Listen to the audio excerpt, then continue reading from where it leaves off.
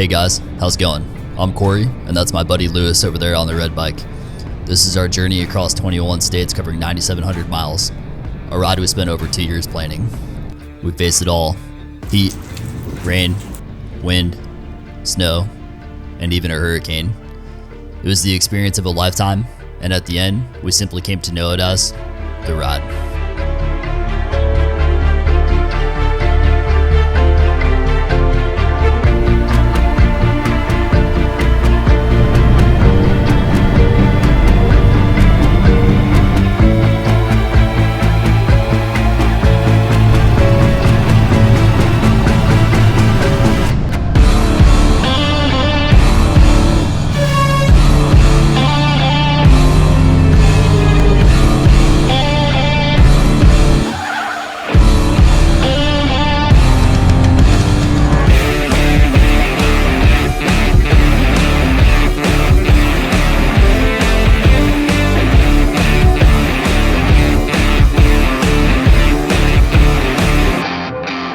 Our goal was simple, but it kept us grounded: to have fun above all else, to capture as much of the journey as possible, and to stick to the route as best we could.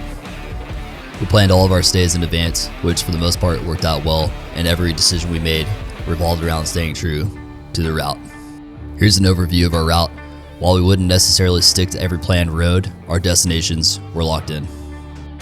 We start our journey here in Tampa, Florida, and make our first stop at the legendary Tail of the Dragon in Tennessee.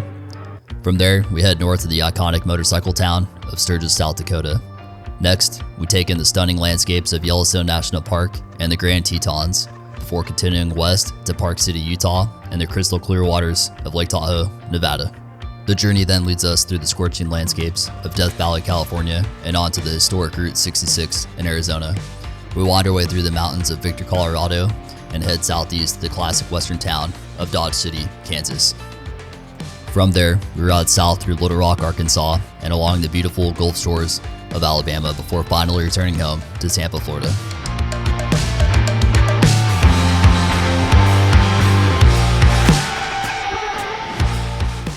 As you can imagine, preparing for a trip like this was no small task. Maintenance, prep work, equipment, tools, and packing all had to come together perfectly before we could hit the road. We weren't just planning for a ride. We were preparing for 30 days of unpredictable weather, changing terrain, and thousands of miles ahead of us.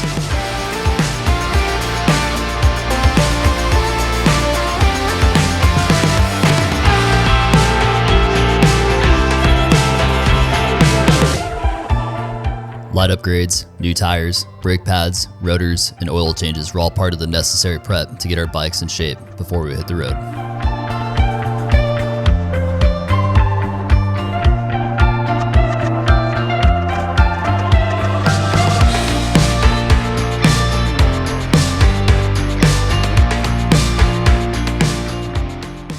Evel Knievel once said, "Riding is about freedom, but there's no freedom without safety. Respect the bike, maintain it, and it'll carry you through anything."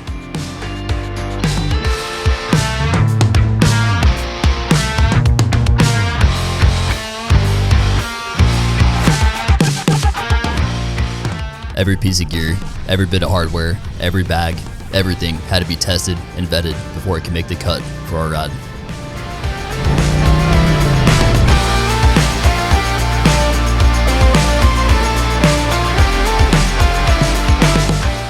The first day is always the most exciting and the most nerve-wracking. It's the moment where the planning turns into reality. We had planned to set out early in the morning, but as often is the case with big trips, things didn't go exactly as planned. A few last-minute issues delayed us, and we didn't hit the road until around 10:30.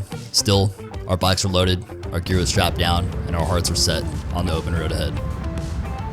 The goal for day one: with the busy Labor Day weekend looming, we decided to leave a day early and make it a shorter ride to Macon, Georgia, a small, quiet town that seemed like the perfect place for the first stop to ease into our journey. What we expected to be an easy, light day of just 400 miles quickly turned into one of the most challenging rides of the entire trip. What's up, guys? Just survived a little rainstorm. Got another 3 hours to go. Yeah.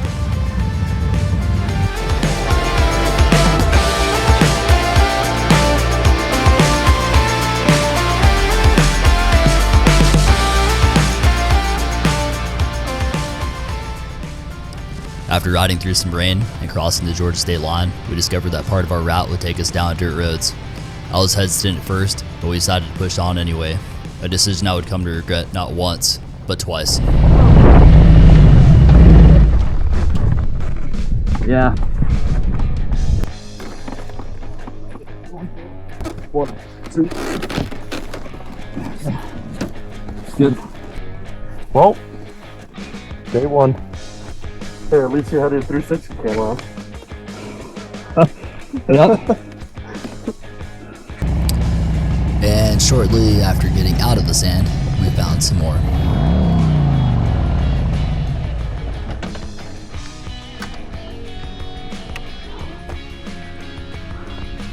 I thought 1 was good enough. Take a picture. Yeah. I know you hate it right now, but you're gonna laugh at it later. This type of street glides aren't fucking adventure bikes. All right. 1, 2.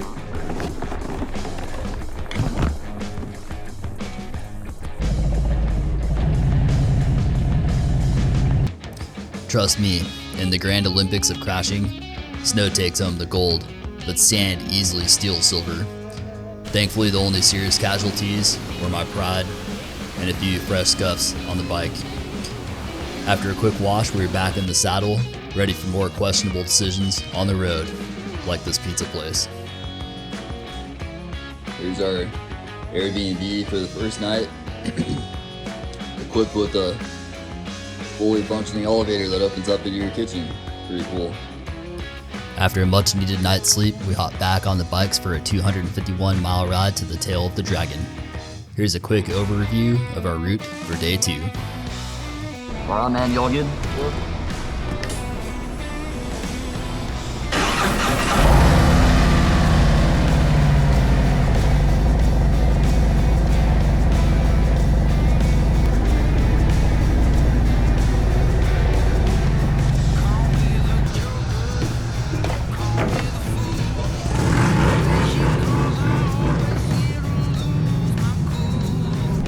Today was already a huge step up from day 1. No rain, no sand, cooler weather, and zero traffic. And if that weren't enough, we even stumbled upon an Oktoberfest in Helen, Georgia. Luck was on our side today.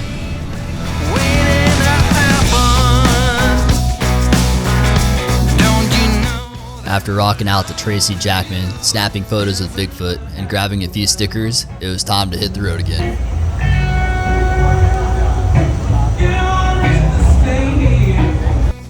Got the first sticker. Where to put it? Where are you gonna put it? Put it on the front. What's this up?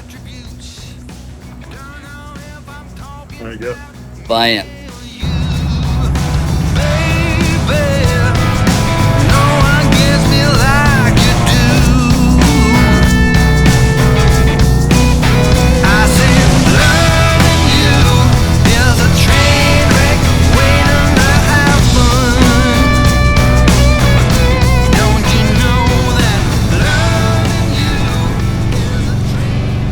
After 2 days of riding and 650 miles into our trip, we finally made it to the tail of the dragon.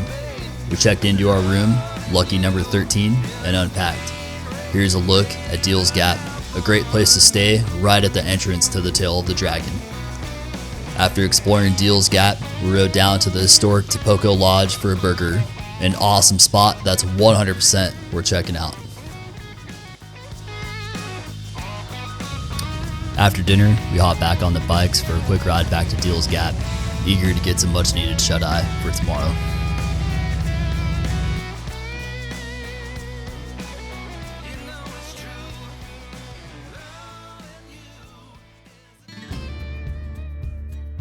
For those who don't know, this is the infamous tail of the dragon, also known as US 129. It's a legendary 11-mile stretch consisting of 318 curves. And this is Deal's Gap, where we stayed the night, perfectly located at the start of the tail. And the best part is, the entire region is a rider's paradise, and we had nothing else on the schedule but to soak it all in. This was our plan for day 3. After we woke up, we grabbed a quick bite to eat and hit the tail as fast as we could. Fortunately, we beat the rush, and we got in a clean pass. You'll never conquer the dragon, but you will learn to dance with it. And if you don't, you'll end up adding to the tree of shame. One thing's for sure though, you'll feel a pure adrenaline rush from start to finish.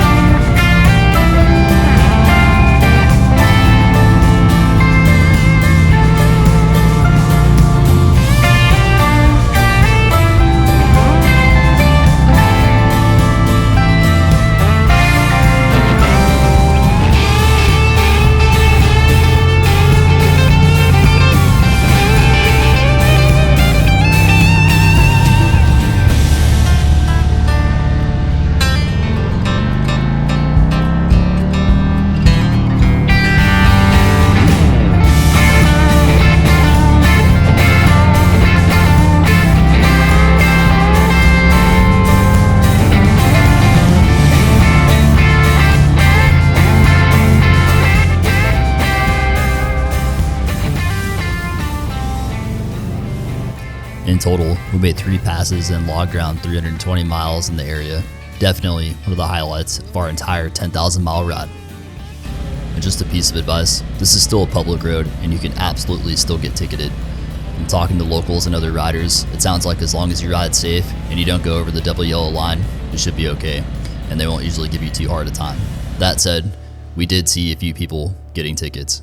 Hey guys, that's it for the first leg of our journey. We've still got a long way to go, so be sure to check out the next episode for more curves, more stories, and a whole lot more miles. Do me a solid though, if you liked our video, give us a like and subscribe so you can get notified of episode 2. Thanks again, see you soon.